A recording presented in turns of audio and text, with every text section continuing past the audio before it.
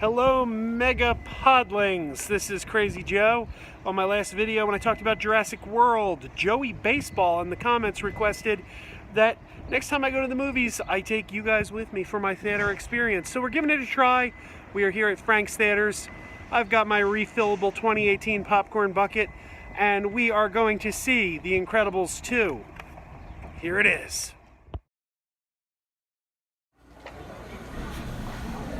Teen Titans Go to the Movies.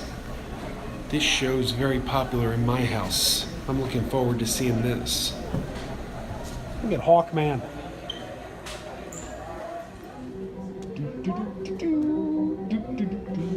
Walking through the movie theater. Oh yeah. It is obviously not the same day. Different shirt, different clothes, different locale. So it's a day later. And I know Joey Baseball had requested that I bring you with me and show you my theater experience. So I wasn't quite sure how to shoot that kind of a video. And I'll try it again. Maybe we'll get better at it. But it was a little difficult this time around because I did have my daughter with me. And she was a little shy about appearing on camera, so I kept her off screen, and that makes it shooting a little difficult in the theater when the person with you has to stay off screen. So I shot a little there, but now to give you my thoughts on the movie, we are in my traditional locale, taking a walk on a sunny day. So Incredibles 2, I really liked it. It's really good. I highly recommend it. Is it as good as the first one? That's a good question. I have a hard time answering that, in part because I've seen the original more than once, and I've only seen the new one time. Also, it's been a long time since I've seen the original. I'd like to watch them both again, and then I can tell you. But I mean, do we even need to do that? I mean, that's something, every time a movie comes out, every time a Star Wars movie comes out, every time a Marvel movie comes out, where does this rank? Is this your favorite? Is it better than the last one? Where does it fall? I don't know. I mean, it's good. Isn't that enough? It's worth your money. I say see it. One thing I really liked about this one is I felt personally that Elastigirl was really the main character, really put the focus on Elastigirl, which I thought was kind of cool.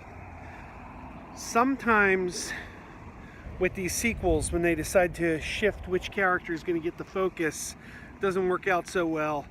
For example, Mater taking the lead in Cars 2, not a good decision.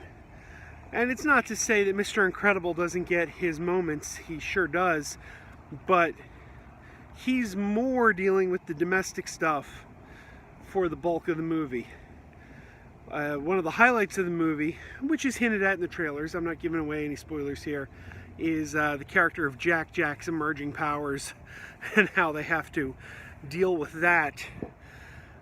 That's a lot of fun. So yeah, I don't have too much to say. Incredibles 2 is exactly what you would expect. Pixar really doesn't put out much in the way of bad movies, unless if you count Cars 2, which I don't even think is that bad. You know, for what it is, it's certainly, I think, the weakest Pixar movie, but being the weakest Pixar movie doesn't necessarily make you a bad movie, because everything they do is so good that it's like, well, you fell short of excellence. Doesn't just about everybody? I mean, excellence is a hard thing to reach. It's like the Marvel movies. I mean, you might want to say Thor: The Dark World's the worst one. Okay, well, being the worst movie in that grouping of 20 movies, it's 20 movies. One of them's got to be the worst. Doesn't mean it's bad. It just means of this grouping, I can list the 20 greatest movies ever made, and one of them is going to be the least great of that 20, but they're still the 20 greatest. So you know, I liked it. I liked Incredibles 2. I'd like to see it again. I recommend it. I'm just rambling now, so I will stop talking. Keep on wearing those pajamas.